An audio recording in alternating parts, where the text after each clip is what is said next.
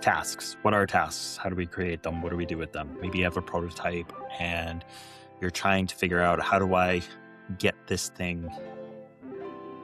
idea out of my head, and how do I turn it into something that's actually out there, made, created, right? So what do you actually do today? And that's kind of where we started, was helping developers, indie developers in particular, get through what's called blank canvas paralysis, which is giant canvas, it's white. What do I do? How do I do it right? This is so intimidating. I'm not going to do anything. I'm going to think about it. I'm going to think about it. I'm going to think about it. And you never get past that, right? So the idea between getting past that is just putting something down, anything, taking your paintbrushes, saying, let's go, right? That's your prototype. And then we're also going to talk about how this is going to effectively combat scope creep. So you're not just constantly adding stuff to Canvas without any plan or rhyme or reason and getting it overloaded. I think I was lucky with the blank canvas paralysis. I didn't have that because you were here to help guide through the early stages of this, but the tasks, task management, the whole thing about sprints, it's very difficult to wrap my head around it, because when I think of like, how am I going to make a video game, it's just a to-do list of like, okay, got to make the character, make the level, put the character in the level, and then put the level into the rest of the levels, and then there we go. And then from there you just like start breaking it apart. But from what we've talked about, there's a whole lot of breaking it apart that happens before that, which is these tasks, and then the sprints that they go into, which is like, it's not running, but it's also kind of along the same idea of running. Where do we start, James? What do we do? Well, I think the good place to start is talking the methodology behind project management, right? Which there's two main ones. Well, hold on. Project management. We're talking about tasks. How is project management and tasks? Don't we need the tasks to do the project management? Or am I looking at this the wrong way? Well, you need tasks to do the project management, yes. But I think that if you start too small, it's harder to understand the bigger picture, right? Because if we're just talking tasks, we could be here all day talking about all kinds of tasks. But if you don't know tasks for what, it's not really going to help you, right? So it's like sticky notes. You could have sticky notes. I got the sticky notes app on my computer, and I got like 30 of the damn things open. And like, I don't use half of them. They're just there for random stuff that comes out, and then it's muddling up all my information. And so that's a good way to view it is, if you think you can walk into this planning your production for your game as, I'm just going to create a bunch of tasks and make sure that it's all down there. And if I organize them, then I'll get everything done. You're not, because you're not building anything, right? It's like taking a bunch of Lego bricks and saying, this Lego brick is a task. I'm going to put it down, and I'm going to do that again.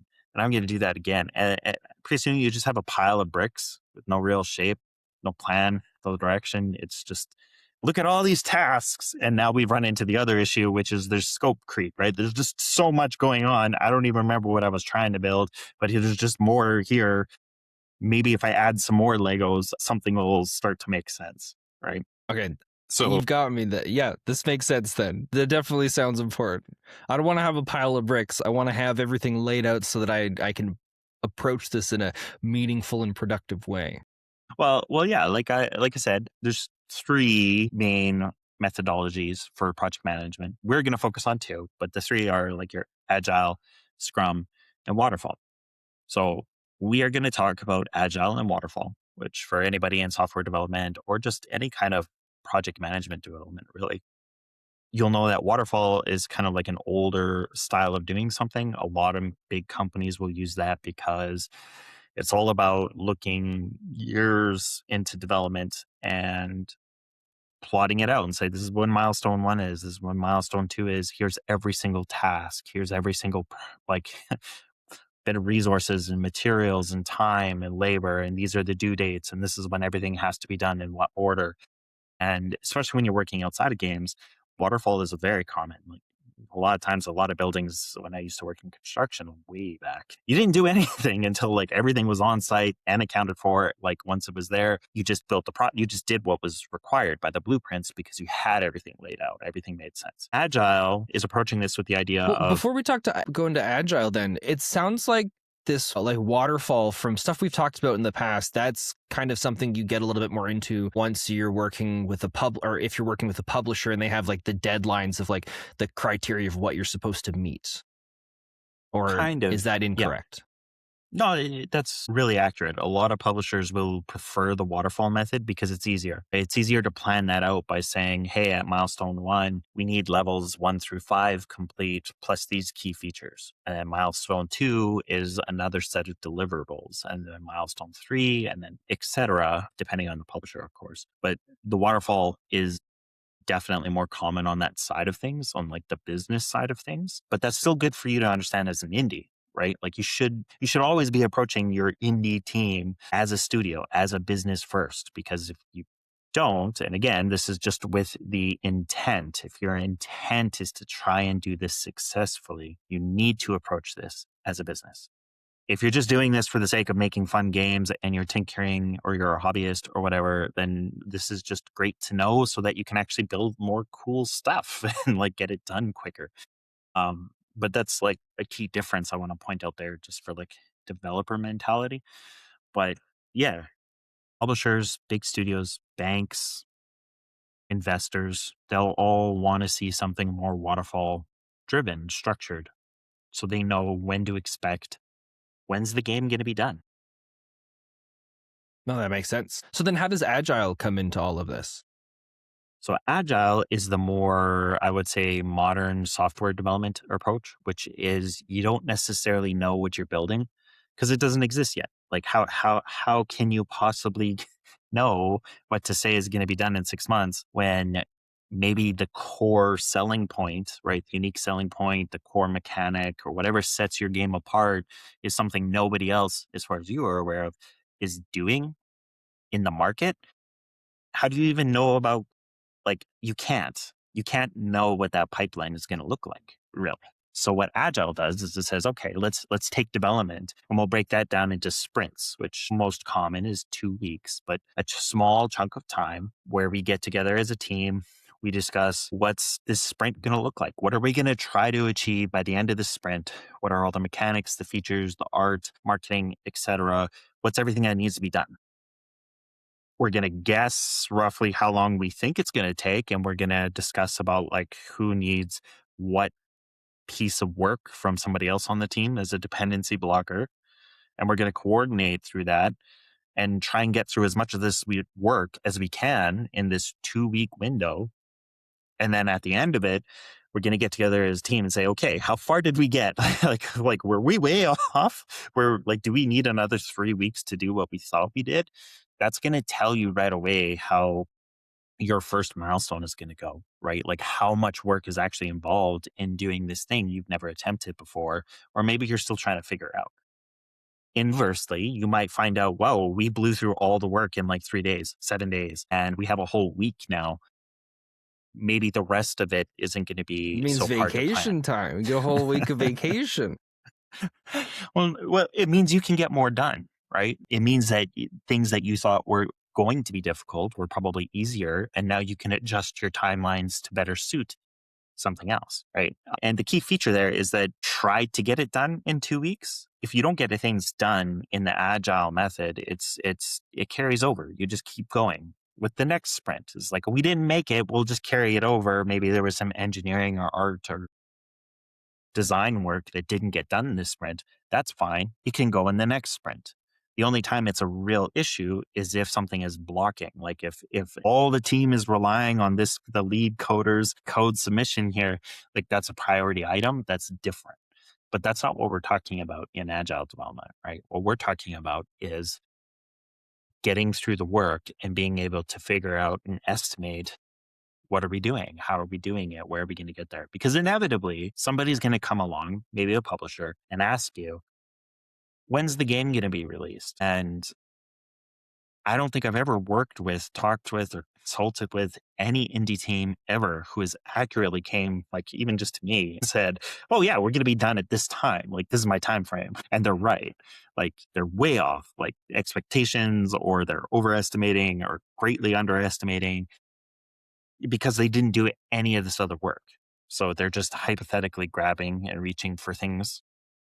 right? Reaching for what they think might happen. Or worse, they're going online and being like, how long does this take? Okay, this is how long this takes. And then that's their pipeline, right? So I can see where the tasks are starting to come in then with the agile. And because when we first were talking about coming into this episode, I was like, no, let's just start with tasks. We'll just talk about what is the task, and then from there we'll go build into it. I understand now why it's like, okay, let's take a look at from up above first, and then work our way down to it, because it helps put a frame of reference on how important.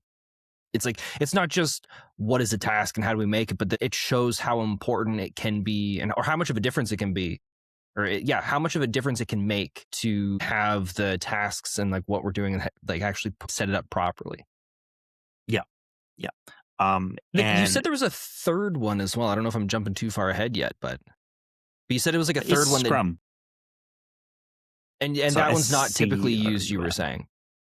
It is. It is. It's very similar to Agile, but it's more, how would I describe this better? It's more like user story based, right? So it's not looking at things from the perspective of here's a mechanic or a feature that we've designed that we don't necessarily know how to build or if we're going to build it right. It's the approach of, hey, gamer, we want to make you a tower defense game. Can you tell us what you want to be able to do? And then you get a bunch of testers together and they all come together and they're like, yeah, we like dragging towers from a UI onto the map. So then there's your feature. You build that feature. You're like, okay, let's all talk about what, as a team, similar to Agile, what's involved in that process of dragging a tower out onto the map. And you try to go through as much of the pipeline as possible in terms of like polish. So you'd figure out, okay, here's the code behind taking a UI icon and turning it into a 3D object on the map, and all the rules associated with that, just placing it there, right? Because that's all the Is feature this like asks a for. group discussion on what they all Yeah. need to do to work on it, or are they all like working together on each task?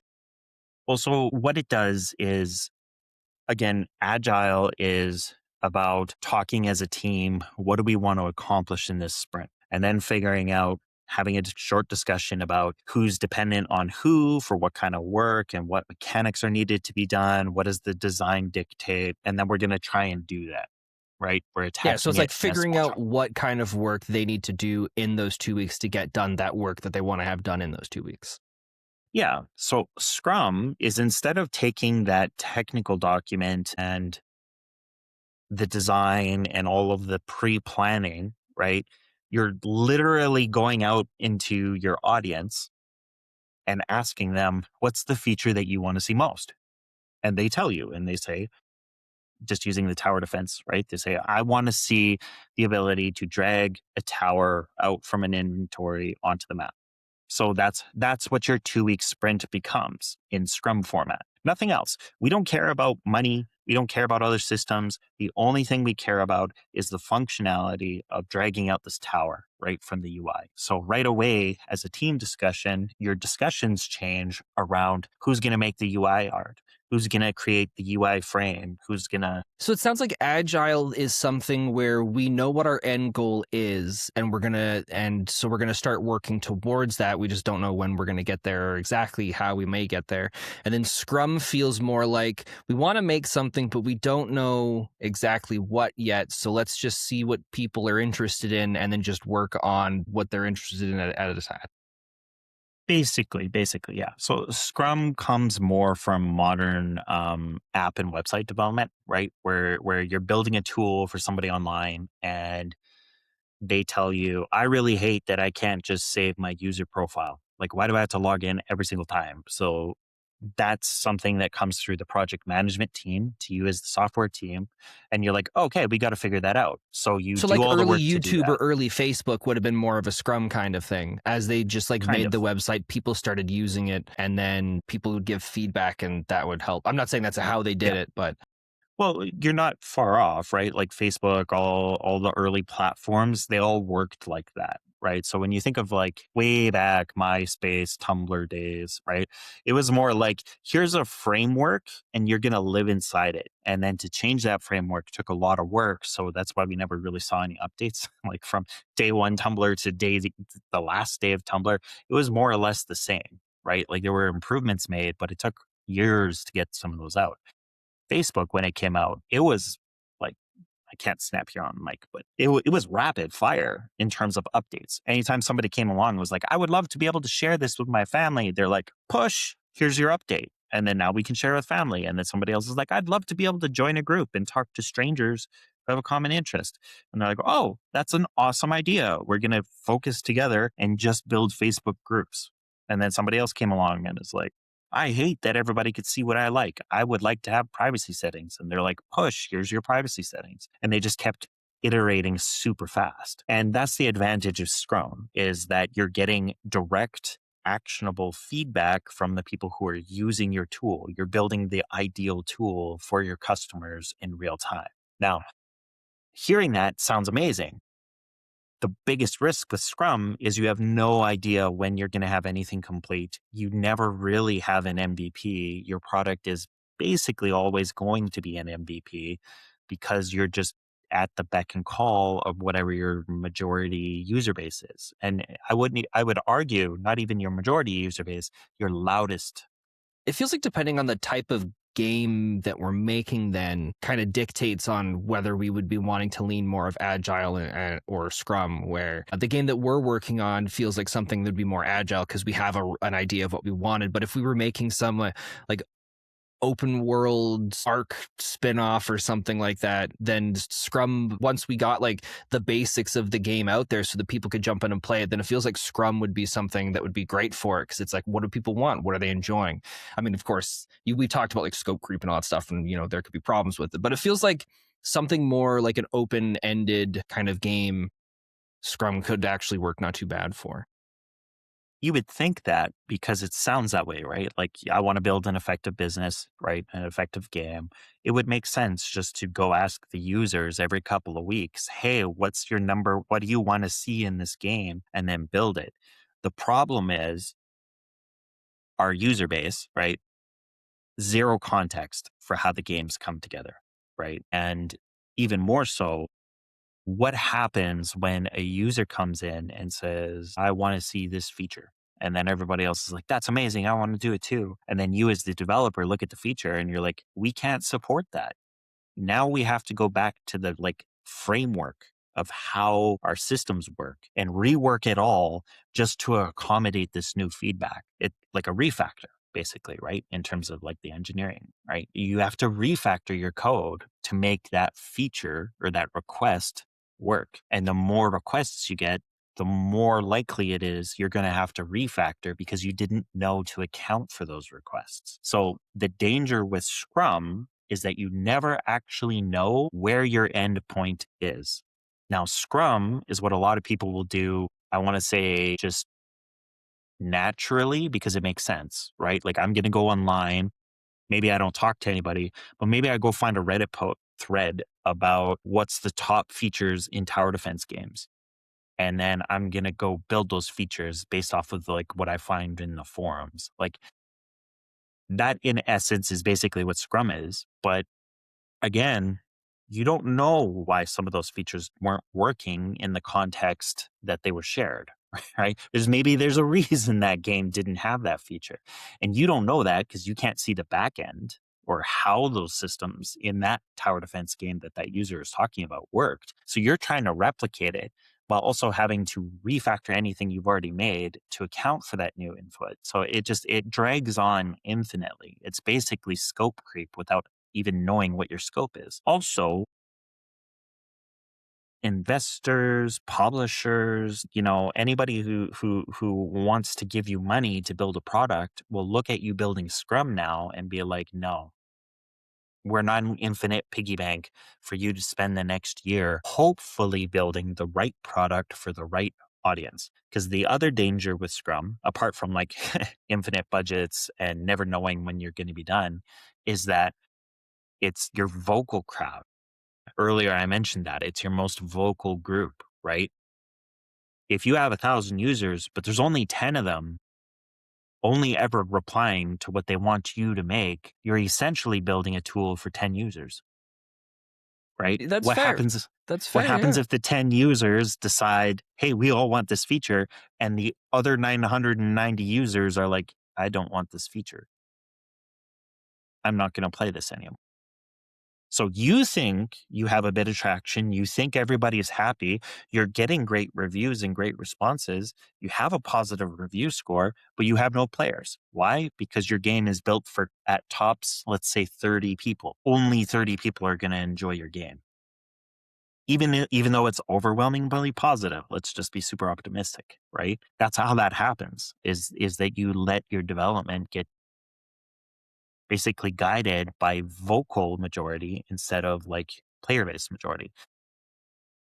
And And so that then ties we into a talked whole different conversation. But And so we talked at the beginning of this about how you said there's like a kind of like a happy, you didn't use these words exactly, or I mean, really at all, but there's kind of like a happy medium of like taking bits of Agile and Waterfall to make it work. But I'm assuming there's also little bits of Scrum that can come in as well that you can take here and there to help you make the game be what it is that we would all hope it would. yeah, so Scrum and Agile are very similar. The only difference is Scrum is you go to a user story, right? You ask somebody for a feature they want. Agile is instead of doing that, you still go waterfall style and you go to your designs, you go to your lead designer, your game director, and you ask them, what's the thing we got to do next? And they coordinate with like production staff to assign your milestone, and then you look at your milestone and say, okay, we can get 7 8 sprints out of this milestone. Let's figure out what's needed to get those sprints done. And then sprint one, we're going to try and target as much as the foundation, the core systems, and everything else we need in a build up to that first milestone. So it's very similar in that you want to gather a team that doesn't necessarily understand what they're going to be building, but instead of having them ask an external voice, you're having them look at the documentation that you've made, the game design that you want to build, and decide as a group, okay, what can we do in this sprint timeframe? What is feasible? What actually makes sense for testing, etc. And then that's your container. That's your scope creep control, is because you're only doing what's already pre-planned, even though you're borrowing elements of Scrum where the team is like, hey, we have to figure out how we're going to do this. Some of us are going to put together pitches, some of us are going to put together foundational, R&D, like how do these systems actually work in the back end for Unity, Unreal, or Godot, and we got to try and achieve this result. So that's a lot of early planning. That's what a lot of your early sprints look like. And then you build on it, right? But that's how the medium works. That's where you sit, is in the middle. In the medium is waterfall and agile. So then at this point, once we're talking about like Agile and Waterfall, and once we're getting into this stage, it sounds like we should already have our basic game design document done, and we should have an idea of what the game's going to be and where we want it to go. Yeah, like you don't want wish list items, is what I would say, right? And what I mean by a wish list item is basically a it'd be cool if, right? It'd be So cool that's if we not had a stuff double that gets jump. incorporated into this. This is about like the No, core, like, we're making a first person shooter. It's going to have a story, and we've already, written out the basics of like, here's the start to how we want it to end, and the mechanics. And, we've got all that stuff figured out. And now we're jumping into this to start making the process of how we're going to get it all done. yeah, like does your first person shooter have physics mechanics like bullet drop? That's a fundamental Because question. what It's I'm just it's going trying to to figure impact a lot of stuff, right?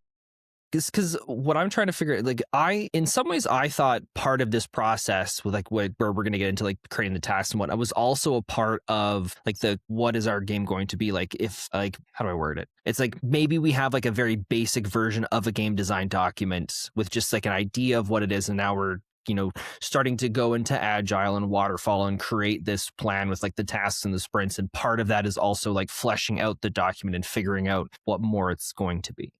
Like, at what stage here is it? At what stage here do we want to be before we start talking about this stuff? I mean, we kind of are already, right? So, like, we need to understand where the tasks sit, and we'll get into it. But tasks are basically sitting at all levels of what we're talking about. In Waterfall, the task is a milestone. It was like, we must get this stuff done at this time. I don't think And that's I'm wording my huge, right? question correctly. What I mean is like,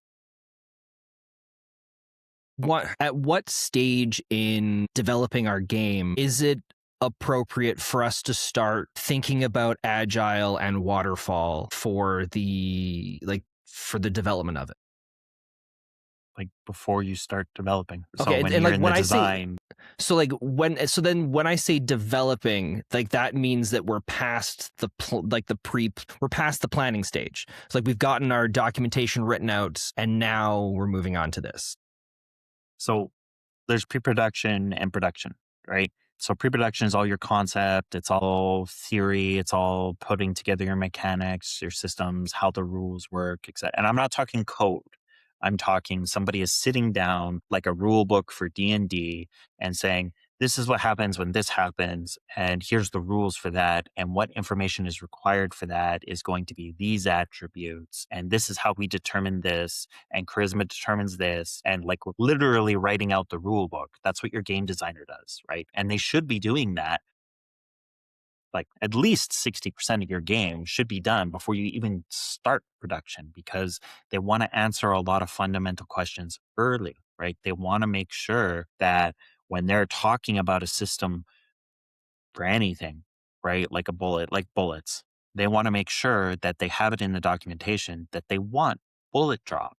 They want wind drag. They want physics behind the bullets, because at the end of the pre-production phase, right? When all that's done and we're starting to tinker into like story and we're starting to think about vibes and narrative and like starting to think about hiring the rest of the engineering team to actually build this stuff out, it's got to be clear to the engineering team that, oh, we need a whole physics engine. So Did the all of that designer stuff is figured out before typically like the story and stuff is written out and figured out for a game. Yeah, because all of Okay, that because I stuff is thought the that the wrapper, story right? happens around like written around the same time as that. Ooh, no. Well, I shouldn't say that. It can, but it depends on the skill of whoever's doing that kind of work, right? Okay. If they're really good at managing all the systems required for the narrative to work and they can do that simultaneously, sure, it can happen. And I've worked on games where it's been the opposite, where the entire narrative is done. They didn't even think about dialogue and how that would work for players until afterwards. It's possible to do that. But if you get too far into that, like the story, or even too far into the dialogue chains, it's too hard to pivot later when you encounter an issue with something you designed, which is why I was saying that design should be at least 60%. Like you have to be confident as the designer for your game that you understand what you want out of it. You don't need to know how physics work. You don't need to know how dialogue chains work. You don't need to know that stuff. You just need to know you want them, and you have a rough idea of how you want them to work. How do they communicate with each other? You trust a writer with the narrative. You trust an engineering tech, like a lead or a technical director, with deciding whether or not your gravity systems are even achievable in the game engine version you're using, right? That's the handoff. That's when you move towards production, is when you as the designer have outlined all these systems and you've got it, like I said, I'd 60% is a random number, but I'm trying to imply you have a solid confidence in the design you have put together, and that it is modular, it is structured, and it achieves everything that you want for the player to experience later, right? You trust the other departments. So then all of this stuff is all of that figured out so that when the game is written and like the story and all that stuff is figured out, then that can be written within what is possible with what they have planned for the game, versus writing a bunch of stuff and then having this whole like narrative arc and the story planned out and what they want the levels to be, and then later on realizing that, hey, the stuff that we've written that we wanted to have done isn't actually capable because we didn't build anything at the beginning to prepare for it or to Yeah. allow it to happen. Yeah. Okay, And that makes then sense then. depending on how severe that issue is, right? Finding you can't do something will cause you to have to do a refactor. Refactors happen all the time, but the severity of the refactor is what's important. You want to try and plan as early as possible for knowing what you want, so that when you do a refactor, it's for little stuff. It's like, oh, we never thought about connecting, cars to bullet physics so that they'd wobble when we shot them. We never accounted for that. So we have to refactor and rewrite the code for props in the game to be able to inherit physical forces from bullets, right? That's a refactor, but it's also not a terrible refactor. You could do that, and you could do that in a modular way where it's not going to break all the rest of your code. But if in the process, right, you built everything as a static world object like Counter-Strike Go, like old school like that, where it's just a world, and then you're like, hey, it'd be cool if we could shoot the garbage can, and you're like, we can't do that. Like the whole system is based off of like a static environment. Nothing can move. You can't just refactor that without rebuilding the whole game. And why would you do that? Especially when you have, traction. And in those days, like that game when got funded and they started making money, like it didn't make sense to refactor. So they never did it. Right. So your goal in the design phase as I want to say a studio, right, is to make sure that you are like 50 to 60% sure. You're very confident that what you've designed, what you want to build is like I said, modular, it's structured, it has a good framework, it's answering all the right questions. And your designer, whoever is taking the role of the game designer, is supposed to think about the end user and say, how would this person play this game? Would they like this feature? Would they even use this feature? Would they want a different kind of feature? And then, because that's what they're trying to do, is you have a starting point, which is your concept, your design, your prototype plan, all that information. Your game designer is looking at the person who's going to be playing that in a year from now, 2 years from now, and thinking, okay, how do I make them happy? Like, how do I think about the stuff that that person doesn't even know and still make them happy? And then they're going to take all of your pre-concept work, right? All of your game designs, your ideas from the team, and they're going to filter them through that process, that check of, will the end user like this? Does this align with the rest of the game? And so they're going to coordinate with your game director often, or your creative director often, to make sure that it's still in line with the essence of the game. And then once they're happy, basically, they push that back down to your engineering, your audio, all your other departments and say, here's the work we want you to do. It's up to those teams, those directors, right, those leads to flag issues where they say, hey, I see here you want fire to propagate from like flamethrowers. That's an insane system. We're not going to do that. There's too much work for that with not enough payoff. It doesn't make sense. So then it comes back to the designers, and the designers reiterate it and they say, okay, well, if we can't do that, is there a different way we could fake it? Is there a way we could still achieve the same effect that the player wants? Maybe there is. Maybe there's not. Maybe we just leave it as flamethrowers are just a cone damage and we just spawn volumes that cause damage over time and then they fade out of existence. And there you go. There's your fire effect. Like maybe that's the answer, but it's that back and forth. So what I'm describing right now is the essence of Agile. You take your waterfall, which is we know the game we want to build. You think about the Scrum side of it, which is what does the end user want? And then you meet in the middle and you say, okay, we have 2 weeks to figure this out. Here's the plan. Here's the goal. We don't know how we're going to do it. We know roughly where we want to go. Let's build for that. And that's why it's so powerful for games. That's why game studios should be using a combination of that waterfall and agile method. That's also why Scrum isn't very good for games, because you don't have an end goal. There is no way to know what's going to work and what's going to change, because it's going to change every time you change something. It's like I guess that makes sense, because websites are a lot different than a video game, where a website is there for someone to go to, collect information or whatever, and then leave and then come back later, versus a game where it's very interactive and people are like a lot more involved, or they're a lot more a part of the interaction with it. So it makes sense why it would be a lot more complicated.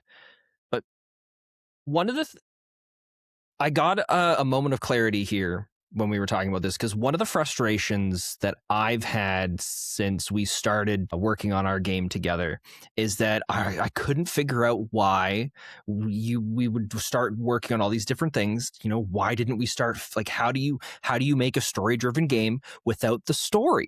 Like, how do you figure out how do we know what we're going to need or what we're going to want to do if we don't write out what we actually want to have happen, and like, like have the story from like A to B or A to Z done. And it finally makes sense to me now, because there's all of these, like, we're trying to build. I know you've told me this over and over and over again, and it never clicked until just now, but it's like we're building the framework so that we can tell the story later, because we need the framework so that we know what we're capable to have written into the story. And it finally clicked for me.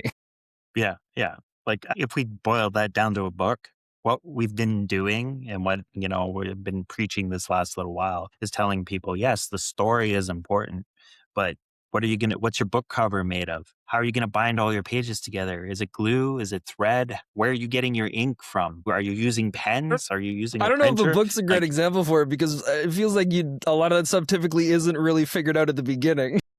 but yeah, it kind of is, because you don't just sit down and start writing. I mean, we Yeah, can do that, I'm but pretty the sure reason I'm pretty sure writing a book, a lot of writers, they just sit down and they start writing, James, on what?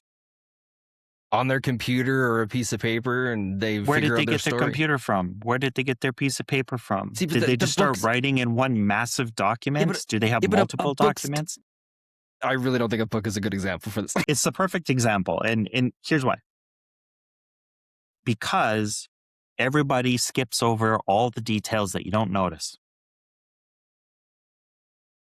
You don't think it's a good example because you're not like, you could just sit down and write. Yeah, you're not wrong, but you're also not right, because your assumption is we could just jump into the game and start writing the story and the game would work out. But now you see why that doesn't work. You have to Mhm. do all the stuff nobody talks about. You have to do all the stuff nobody shows you. You have to do all the framework and foundation first, so that when you write that story, it's plug and play. You know it's going to work. You don't spend 2 weeks writing 10 chapters of dialogue and witty banter and like an awesome narrative story just to find out we can't actually like click on the dialogue the way we wanted. Everything hinged on this kind of interaction because that was so cool. And now we can't do that. Now we have to rewrite 10 chapters of dialogue, right? That's why. It's like you have to build a foundation first. So that's waterfall, agile, right? Waterfall is thinking about the macro, the big picture. Agile is trying to figure out the little stuff, right? In terms of like waterfall, is we can't animate a boss if we don't have the model. Agile is we're going to spend 2 weeks figuring out how to make jumping feel good, right? That's the difference. How you're able to determine the result basically is an easy rule of thumb when trying to figure out if what you're doing is a waterfall based kind of task or is it more agile. Are we allowed to be loosey goosey with it? Well, it depends on the feel of it. And then like just to jump into sprints there, we brought it up quite a few times, and just want to remind listeners that a sprint is just a time box. Doesn't matter how long that is, as long as it just works for your team, your studio. Usually it's 2 weeks, but that's could be 3 weeks, could be 4 weeks. Doesn't really matter, right? So I'm It's assuming you just say a chunk of usually time. 2 weeks because of the collaborative discussion part you talked about before, where it's the point of a sprint is you get together with the team and decide this is what we're doing, this is what we're working on.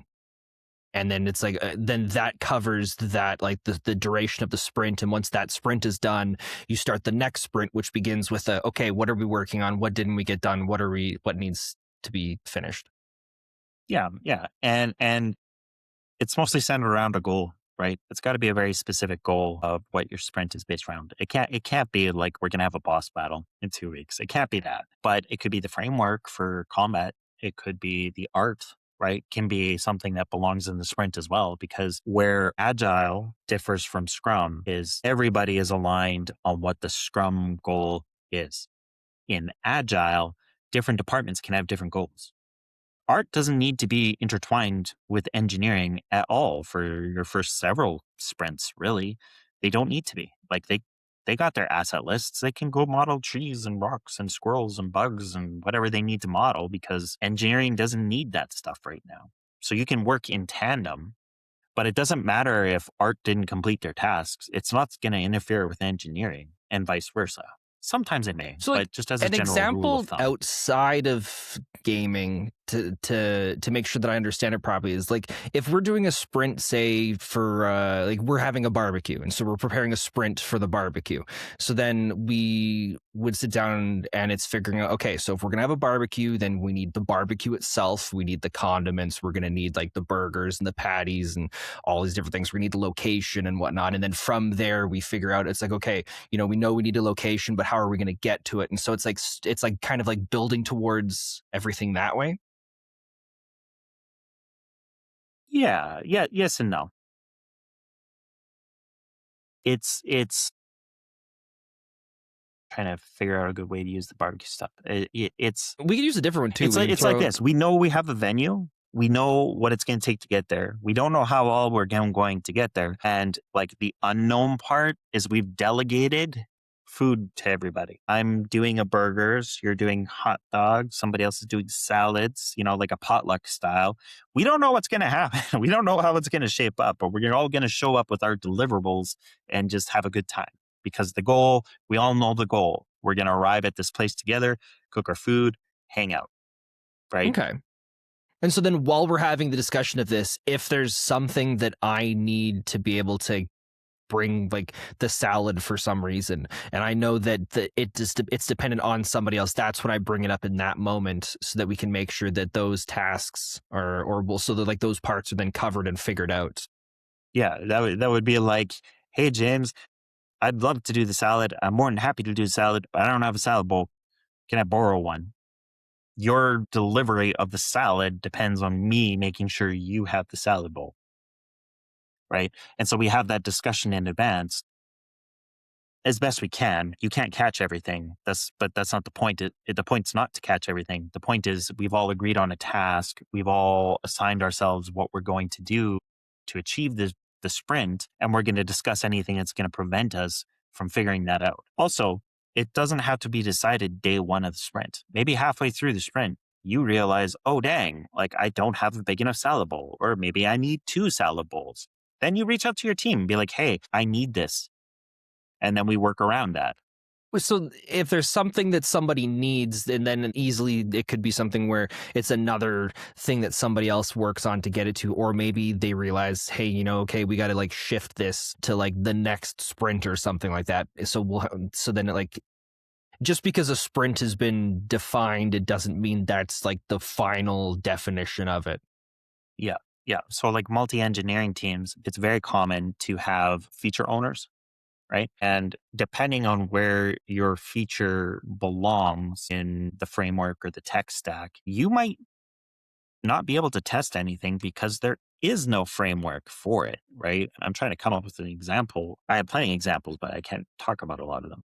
But just for example, if you're in a VR game and you're developing a feature to be able to like throw a spline for like roping, like lassoing, right? But somebody else is in charge of, let's say, like the not physics, sorry, but like user input and tracking.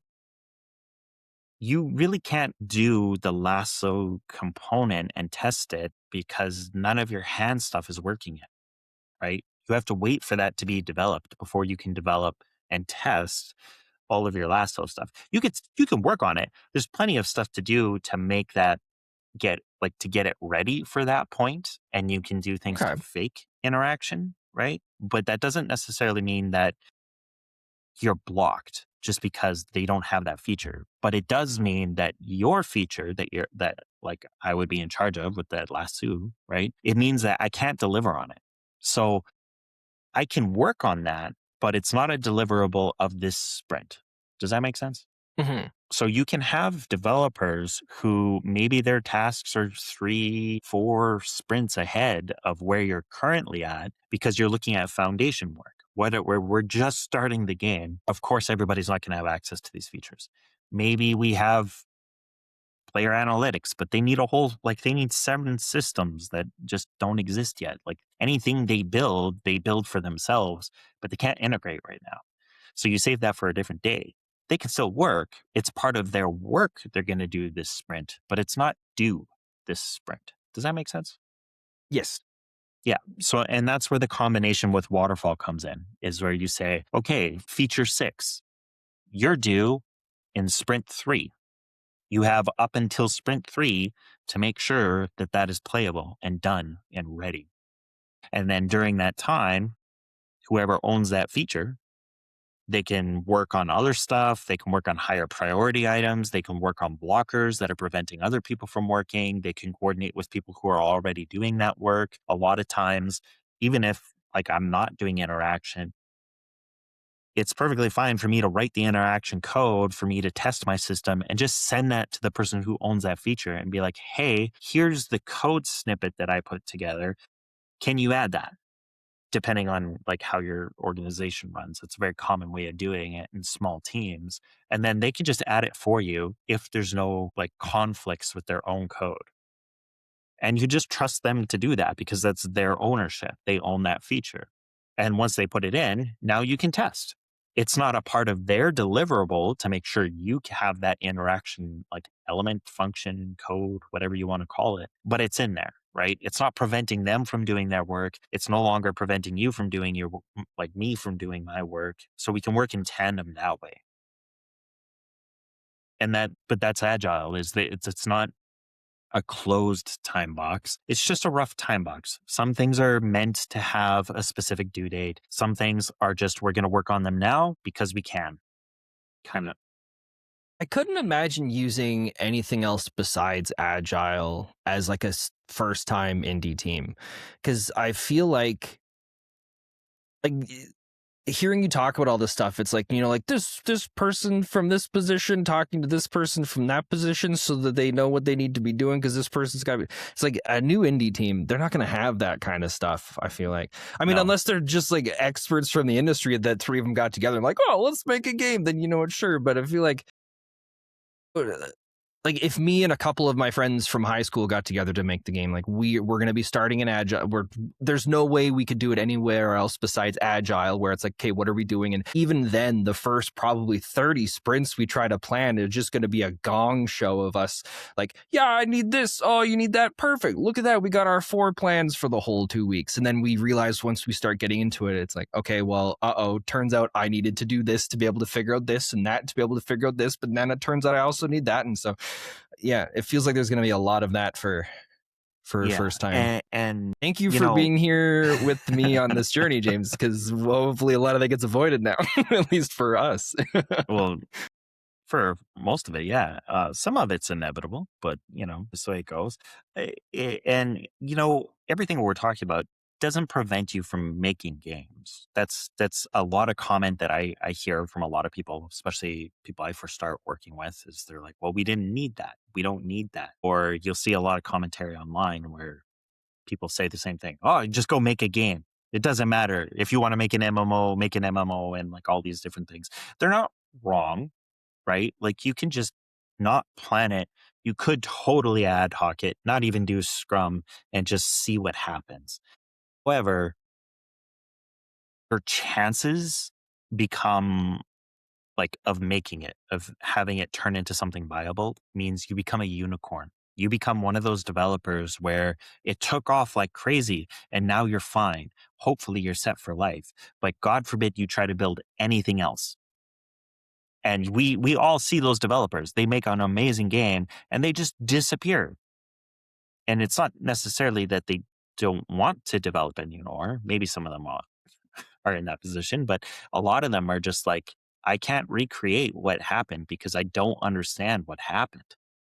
It took off. This is going to be my forever game. I'll just choose to forever update content for this one title because I just like the prospect of trying to replicate this success in another title completely escapes me because I didn't do any of that. Right. I just threw stuff at the wall and something stuck and somebody came along and was like, whoa, look at that. And now there's a crowd of people and this is awesome. But how do I do that again? Right? Like that's the What's nice problem. and it's helped me So through this is from what we've talked about, I've approached this where I hope this is an all right way of thinking about it, but and like I want our game to do well. I really want it to be successful, the one that we're making, but I also don't expect that it's going to be because it's a first game. Like I'm pretty sure we're going to go through 3 or 4 different games before it gets to the point where we really start to figure out, hey, we're doing well, unless we get lucky, and I really hope we get lucky. But yeah. Going through all this process is painful and frustrating, but the next game we go to start after this one, it's going to be easier to go through, and then the next game after that's going to be even easier, and then it's, even if it gets to the point where we never make a super successful game, but we're able to start putting out games a lot more fast and efficiently, then it means that a few okay, hopefully here and there, will equal out to that one really successful game. You never know, but Yeah. it's gonna make every Yeah. game we make after this so much better. I hope easier. Yeah. Well, hopefully. Just wait, 3 years down the road, I'm gonna be cursing you. the big thing here is just, this is not a roadmap for success, but it is a roadmap for how to replicate and improve upon what you're doing as a studio. That's the difference, right? We're not a guru. We're not a YouTube people, right? A channel where we're out there being like, live your indie dream life and do this and do that. And this is how you make money. And this is how you get publisher contracts and blah, blah, blah, blah. No, that's how that one thing worked for that one person one time in a very small, like enclosed perspective, right? But none of that is scalable. None of that can apply to multiple projects. None of that can apply if your team changes. So that's what we're trying to talk about here as indie innovators. Again, for those of you who aren't sick of us repeating it, right? This is all about, how do I build a scalable business? How do I actually turn games into a business? And you have to think about this stuff. You have to plan for this stuff. You have to monitor this stuff. And even if you're not good at it, which is perfectly fine, it still has to be on your radar, because if it's not, it doesn't matter if you make 7 games. You're not going to understand anything about how to do this better the next time around. You're just going to continue to ad hoc it, and God forbid you blame everybody else for things not working out. Right? Well, So James, there is we're a running out structure of in our time process. here. Well, we always run out of time. We got to get to the question that I wanted to know from the beginning. I don't know if we can go to that part yet. What can we talk about tasks yet? Tasks. We could jump into tasks. What is We've the talked task, about sprints James? before. It's 2 weeks long. First day, all agree. Last day, you ask about what went wrong. What did we finish? What did we not finish? And you carry it over and you try and improve the next time. That's sprints. Tasks. So the basics. What makes a good task, right? So a task has to be actionable.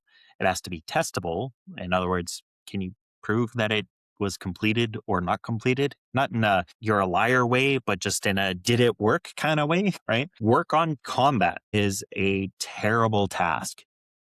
Implement light attack animation and hit detection is a great task because they're measurable. Like, what does work on combat mean? It just means like, here's this thing. We're going to work on this idea. That's where most people sit, especially as indies trying to break into something a little more professional, is they're stuck on not really understanding how to break that down into something that means something. So then if they don't know, if they want to work on combat, or even myself, if I wanted to work on combat, but I don't know what combat involves, could I then just create a task of like, the task could be figure out tasks for combat? Yeah. And Well, so then first of all, you have to figure out, and what is combat? Is it we're getting combo based? Is philosophical it, now? well, maybe. But yeah, you have to figure out the framework. Like, what it in essence is combat. Is it just button mashing? Is it hack and slashing? Is it like a Street Fighter style fighting? Like, there's combat means like a lot of things. You have to define what is your combat for your game. Then you have to define what's the framework. What are the things necessary to make that work? How does combat in Dark Souls work? You could boil that down to like, it has different attack animations that are root motion based, meaning players can't cancel them or like move around while they're happening. Not like God of War where you just like run around swinging, right? It's not like that. You have to figure out, how do you want that system to work? And then once you figure out that, you can break down smaller tasks from there and get more and more granular. Like, oh, we need 6 animation weapon swings for every kind of weapon type we want to support. That's easy to break down as a task. Building out the system to say, hey, we need to know what button pressing, like what button or input is being pressed by the player, so that we know what animation to play. But now you also have a lot of experience thinking about this kind of stuff too. So I'm assuming for like myself, if you weren't here, my task would start out as like, create weapon attack cycle or something like that is probably what off the top of my head, that's what I would write down. And then once I start going to work on it, then I would realize, okay, there's actually more to this. And then from there, it would get broken down into other tasks with some of them being moved on. So it's like, I understand the importance, and I'm really glad that you're talking about like breaking it down to the like as small and specific as possible. But I also just want to to mention too that there's a lot of us out there that are going to have no idea that we aren't already that we're still not thinking small enough. Well, like I said earlier, your design, right? When you're planning out your game, we're not building it. We're not making tasks yet. We're still in the design phase, right? In that phase, you have to be 60% sure that you got your system done. So all of your questions you're asking, you should have already been approaching in your design phase. If you don't have those questions answered, at least like 60% where it works, it makes sense on paper, everything is aligned, just like a D&D campaign, like everything makes sense in the rules, you should not be developing. You shouldn't even be prototyping yet. Like if it doesn't make sense to you on paper where you figured that stuff out, like what it works, why it works, and what it's tied to, it doesn't matter. I feel like there's a Because, whole other episode on this then where it's like where to go to find out the information so that if you're well, the first step is research. Do you even know what a combat system is? Probably not. Well, the first thing you should do is figure out who has a combat system out there documented. Maybe GDC has something, maybe Gamescom. Look at not YouTube, random YouTuber, look at actual industry sources and try and then and those can be figure used to that out. help like figure out the tasks and break those Yeah, because and okay. they won't show you exactly what to do, but you'll see the scale of it. You'll understand the scope of it. You'll learn terminology you could then search up again and be like, I don't understand what he said about this framework. Like, what does that even mean in the context of what I'm doing inside of Unity? So I'm going to go on the Unity forums and be like, okay, what was that word? It was combat framework. And then I'm going to search and see what other developers in this space have said about combat frameworks. And I'm just going to pool as much information so that I make a good decision. And that's how you have to approach it. So then from like an indie approach, like thinking it from like an indie standpoint from someone just making one of their first games, I don't think there's anything wrong then to start off with like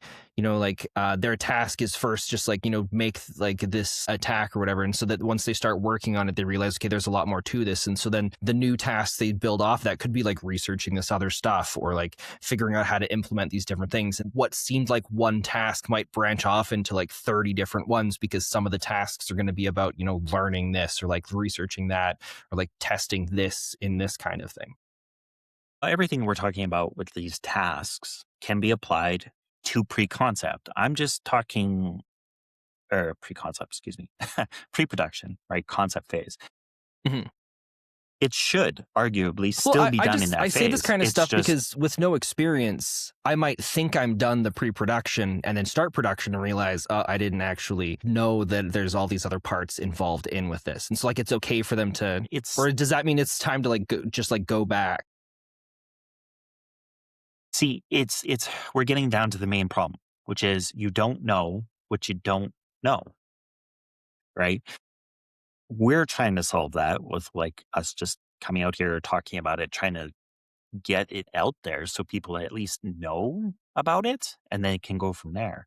But yeah, in this situation where you're trying to build and you don't understand this stuff, there is no other way than to tinker and fail. That's a lie. There is another way. It's mentorship, right? Find somebody who is experienced or an organization and see if they will mentor you. Now, often that costs money, right? Consulting, right? Like if you booked a time through me, through one of my companies and said, hey, I want to book time with you to go through my game design. Yeah, that's something I would charge for, but that's what everybody charges for as a professional. You don't just donate your time. I mean, I do through a nonprofit that I run in my region, but that's different, right? Even that nonprofit has a whole board of people, of experts that you can go to and pay a bit of money to book an hour of their time to ask them anything in their field in regards to what you want to know. And that a lot of people will dismiss that because, like, why would I go learn from somebody and pay money? I could just go on YouTube or Google search. That's very valid. The difference is when you go to a mentor or a professional like that, they lived it. They have real experience doing something. It's not just the AI response. It's not just random rhetoric that's commonly available in books or anything like that. Like, it's people who have serious answers and will tailor that answer according to what you're looking for. Not to make you happy, but to make sure that they're giving you an accurate response. How I would tell somebody to begin planning out their tasks for their design and their pre-development phases, right? Pre-production phases is very different depending on the genre. It's very different depending on the skill side, on the skill gap between who I'm talking to. If I'm talking to somebody who is a vet, has 10 years in a department, but they've never managed all these other departments before, how I guide them and how I tailor my feedback would be very different than if I'm talking to a team is like, hey, we're a bunch of high school buddies, but we got some traction and we're like 2 millimeters away from drowning. We're treading water so much, like we don't know what to do. Right. Those are very different situations. And you won't get that kind of tailored advice from the internet at large. You have to speak to a professional. So then it can be pretty dangerous then if I start like going through this process here, like the agile process, and then figuring out, hey, I don't actually know how to do this. So I start creating extra tasks to go and learn stuff. And that can just keep like going further and further down different directions, leading away from like the agile development kind of part of this. And so that's where it starts to get kind of like a little sketchy where it's like, maybe it's not time to be going and figuring and like to be planning this. Yeah. You're basically hitting into scope creep of project management, where you're trying to create tasks for all the things that you could possibly think of before you can start moving. And that's too much, right? You just need to get enough. That's why I said like 60% is good. Like, you're confident this is the right decision. You don't need to be right. You don't need to be accurate. You just need to move. You have to get going. And it's hard because a lot of people assume that if you're not in the production phase, you're not moving. And that's not true, right? Pre production is a very time intensive time for production. A lot of work goes into the early design phase, a lot more than people realize when it's done right. And yeah, like, it can be overwhelming. And that as far as tasks go, there is a sweet spot where you don't want to go granular, where you don't want to zoom in more and more and more to get like even like nitty gritty with your tasks, right? And like, so what does that look like? Breaking things down reduces anxiety, right? That's the goal of it. Is I don't know what this big gigantic monumental thing is. So if I break it into small chunks, it's easier for me to understand. It's easier for me to approach. I don't have to worry about the whole body. I just have to worry about the hand. I don't have to worry about the whole hand. I just have to worry about one finger, right? But if you keep going and going and going, and now you're looking at like skin cells, like that's too much. It's too far. Nobody cares. Nobody's going to see that. It's overwhelming. So when you're trying to break down a task, if it feels overwhelming or it's too big, you can't make it testable. You have to break it down. But you go until it's testable. Does it make sense? Like, I've designed my task is to figure out the narrative flow. Like, how does the narrative flow from one moment to another? That's complicated. How am I going to break that down? Well, what's the trigger that starts that? How am I going to get my player on there? Okay. Are those things I can test? Yes. If I move a player character into this volume and it triggers a narrative dialogue, I have successfully tested and completed that task. Now I can worry about, how do I make that better? Or how do I improve upon that? Or maybe I have a different way of doing it, something that's not a volume based. Maybe I have to actually click on a specific object to make something happen. Those are all testable tasks. As soon as your task is,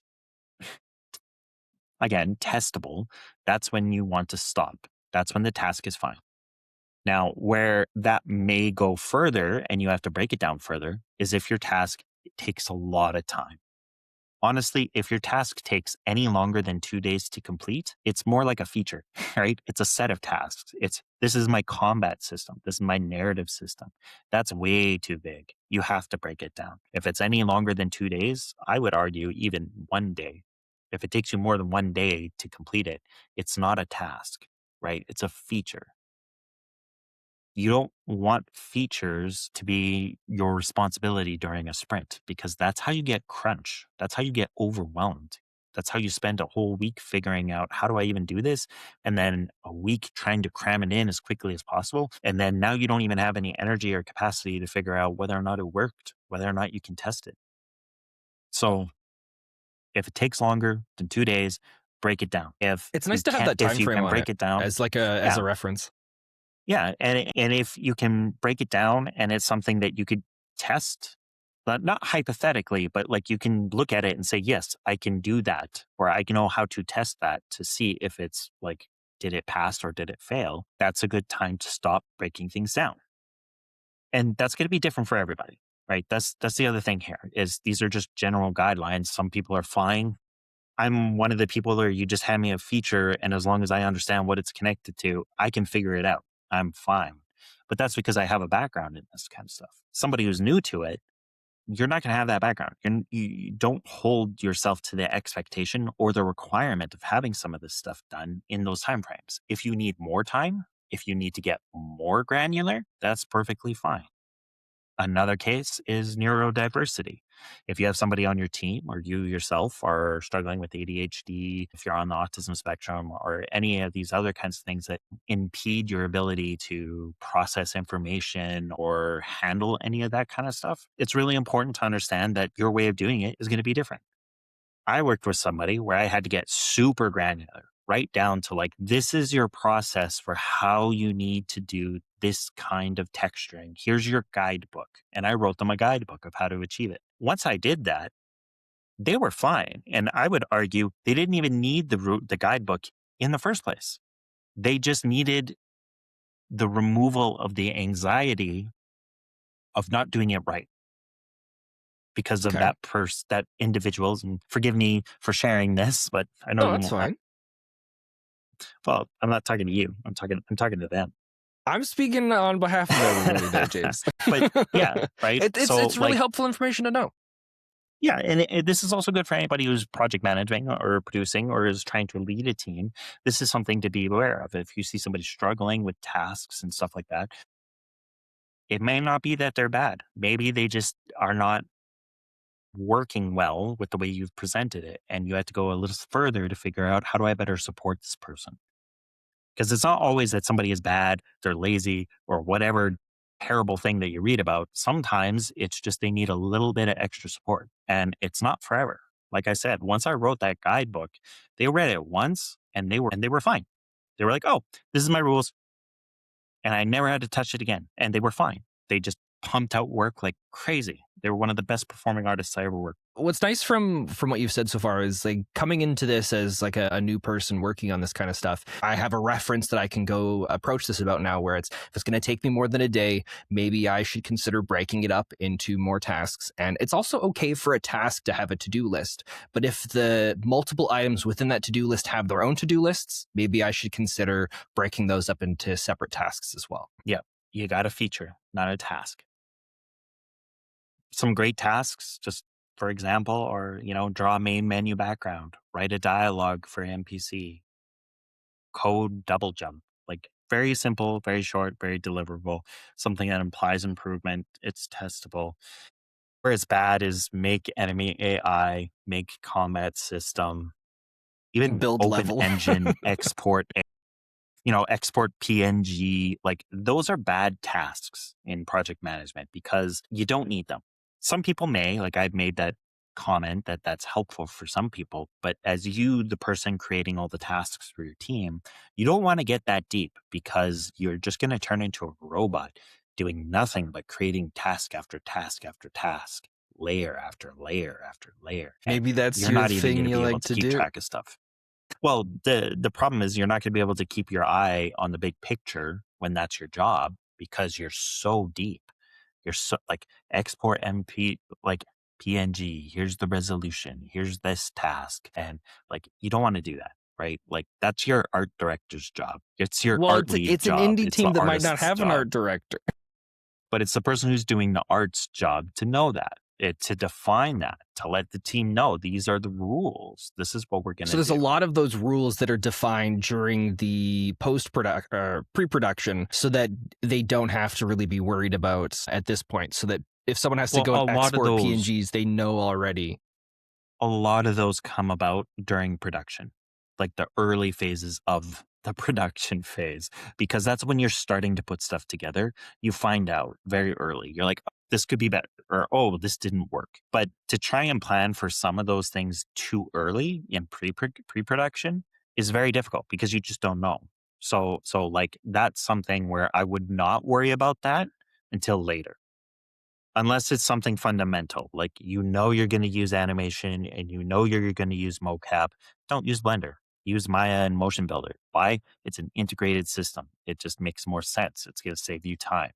It's not that you can't use Blender. It's just there's a whole host of reasons or you're going to run into problems later, right? So like there's some things you can do to account for that early, but for the most part, you want to leave that up to the whoever's in charge of doing that work, whether that's a director on a bigger team or leads in a smaller team or just the person who's wearing the hat in like super small teams. And then you deal with it then. And that's okay. That's why we do sprints, the agile format. If something didn't work by the end of our first sprint, you and I can have a chat. We can have a chat and say, this didn't work. This is how we're going to do it better next sprint. And we'll just adapt because our goal is still milestone one. It's still to get one full playable level done. But again, how we get there, we are allowed to change. Waterfall, not so much. Waterfall assumes everything is accurate, which again is why that's not great for games, but it's great for business. So a good game studio knows to do their project management as a combination of Waterfall and Agile. And don't do Scrum. You'll spend all your money getting nowhere. Then And we yeah, are so like past the time that you said you had to I like. know, but I still have like 4 or 5 really important points to pass on, so I Okay, can squeeze I'll in let like I'll let another you get through 15 them then. minutes. Hidden tasks, what devs basically forget or new devs aren't aware of, right? And like this is I think the most valuable for beginners if you've made it this far is like 20% buffer. When you're trying to allocate time for all of your tasks, just assume things will break. Assume the engine is going to crash. Assume your files are going to corrupt. Assume people are going to get sick, right? Always leave 20% of your sprint empty for the unexpected because if you plan down to the letter, minute for minute, you're never going to reach your target. You're just not. I mean, my primary laptop crashed on me and my whole week across several projects has just gone up in smoke. It vanished. And now everything's out of whack, right? So it does happen. So if you plan for it, you're going to be fine. And the nice part about that is it rolls back.